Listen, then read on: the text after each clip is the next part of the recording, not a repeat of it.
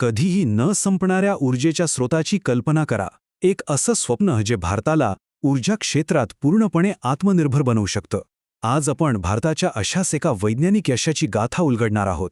एक अशी गोष्ट जी येणाऱ्या अनेक पिढ्यांचं भविष्य घडवण्याची ताकद ठेवते.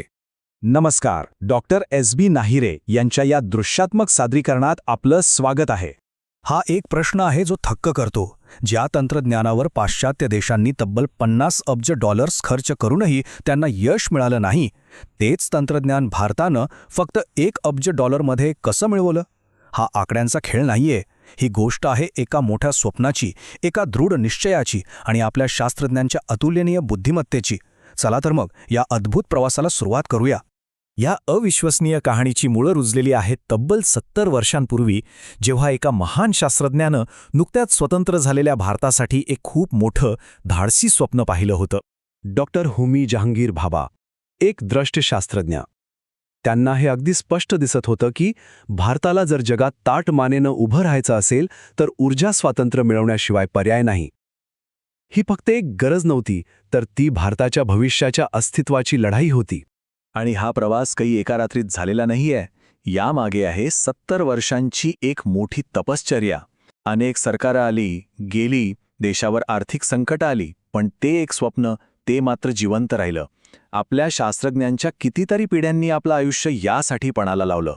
तर मग नेमका काय आहे हा 3 टप्प्यांचा कार्यक्रम, ज्यानं आज अख्ख्या जगाचं लक्ष वेधून घेतले? चला आपण हे एकदम सोप्या भाषेत समजून घेऊया. हे 3 टप्पे आहेत ना, ते एका साखळीसारखे एकमेकांत गुंतलेले आहेत. म्हणजे बघा, पहिल्या टप्प्यात जे तयार होतं ते दुसऱ्या टप्प्यासाठी इंधन बनतं आणि दुसऱ्या टप्प्यातलं यश तिसऱ्या टप्प्याचं दार उघडतं. हे इतकी जबरदस्त आणि हुशारीनं तयार केलेली योजना आहे जी भारताला ऊर्जा स्वातंत्र्याच्या अगदी शिखरावर नेऊन ठेवेल. आणि हीच ती मोठी ऐतिहासिक बातमी आहे. भारतानं आता ह्या प्रवासातला दुसरा टप्पा यशस्वीपणे गाठलाय. कल्पक्कम इथली आपली प्रोटोटाईप फास्ट ब्रीडर रिॲक्टर ही अणुभट्टी नुकतीच क्रिटिकल झाली आहे. सोप्या भाषेत सांगायचं तर तिनं आता ऊर्जा निर्माण करायला सुरुवात केली आहे. आणि हे तंत्रज्ञान मिळवणारा भारत रशियानंतर जगातला फक्त आणि फक्त दुसरा देश ठरलाय.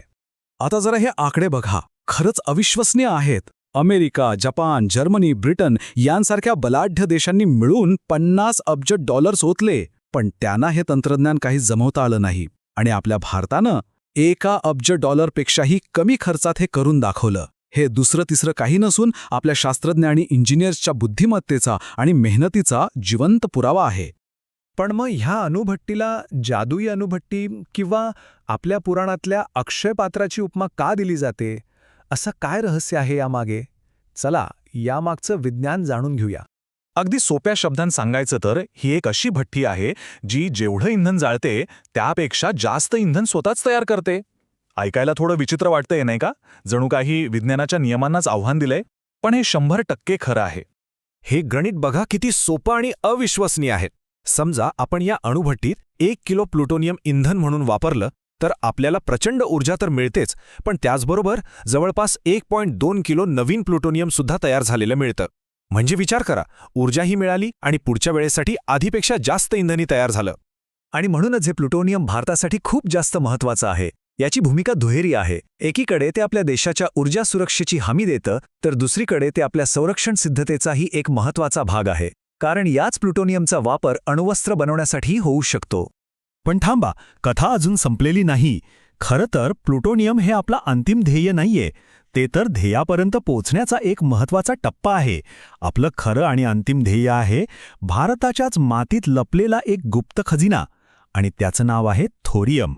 आणि हे चित्र पाहिल्यावर तुम्हाला कळेल की भारताचं ऊर्जा भविष्य इतकं उज्ज्वल का मानलं जातंय. जगात जेवढा थोरियमचा साठा आहे त्यापैकी तब्बल 25% साठा एकट्या आपल्या भारतात आहे. आणि हा खजिना कुठे दूर नाही आहे. आपल्या केरळ आणि तामिळनाडूच्या किनाऱ्यावरच्या वाळूत तो सापडतो. 700 वर्षे हा आकडा नीट लक्षात ठेवा. आपल्या देशाकडे इतका प्रचंड थोरियमचा साठा आहे की तो पुढची किमान 700 वर्ष आपल्या संपूर्ण देशाची ऊर्जेची गरज भागवू शकतो.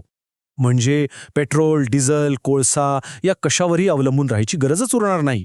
आणि आता आपण येतोय या योजनेच्या तिसऱ्या आणि अंतिम टप्प्यावर. दुसऱ्या टप्प्यात जे अतिरिक्त प्लुटोनियम तयार झालंय त्याचा वापर करून तिसऱ्या टप्प्यातल्या अणुभट्ट्या चालवल्या जातील. या अणुभट्ट्यांमध्ये इंधन म्हणून वापरलं जाईल थोरियम आणि मग त्याचं रूपांतर होईल युरेनियम 233 नावाच्या एका सुपर इंधनामध्ये. आणि तोच तो क्षण असेल जेव्हा भारताच्या हाती ऊर्जेचा कधीही न संपणारा अक्षय स्रोत लागेल. डॉक्टर भाभा यांनी याला उगाच सिव्हिलायझेशनल प्रोजेक्ट म्हणजेच सभ्यता टिकवणारी योजना म्हटलं नव्हतं. हे किती खरं आहे बघा. हा काही 5-10 वर्षांचा प्रोजेक्ट नाहीये. ही तर आपल्या येणाऱ्या अनेक पिढ्यांचं भविष्य सुरक्षित करणारी, आपली संस्कृती टिकवणारी एक महायोजना आहे. ही योजना भारताला खऱ्या अर्थानं आत्मनिर्भर बनवेल. आज आपण सर्व एका नव्या युगाच्या उंबरठ्यावर उभे आहोत. हा फक्त एक वैज्ञानिक विजय नाहीये, तर हा एका नव्या आत्मविश्वासाचा, एका नव्या भविष्याचा उदय आहे.